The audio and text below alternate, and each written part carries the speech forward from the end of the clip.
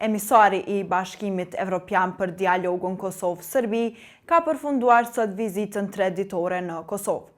Por cili ishte mesazhi i tij dhe si po komentohet vizita e parë e diplomatit danez në Kosovë si lehtësues i dialogut.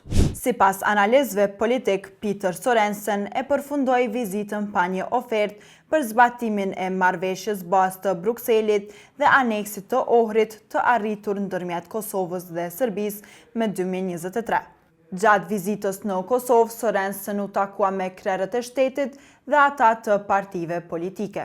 Nevojën e kompromisit në dialog duhet ta përcaktojnë palët, tha Sorensen, i cili këto takime i quajti fillim i mirë.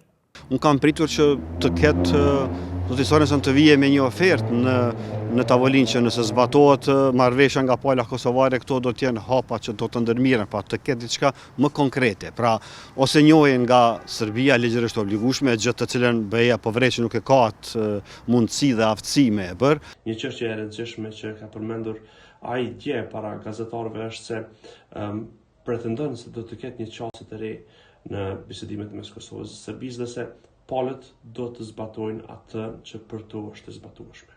Kjo nuk kupton që nuk do të mund të kemi gjëra të mëdha, të jashtëzakonshme, pra me këtë nuk kupton që nuk mund të presim as nga Serbia që të njohë pavarësinë e Kosovës, sikundër që nuk mund të pritet as nga Kosova, që do të themelojë statutin e asociacionit. Peter Sorensen, gjatë vizitës së tij të parë në Kosovë si emisar i BE-s, ka vizituar edhe pikat kufitare në mes Kosovës dhe Serbisë.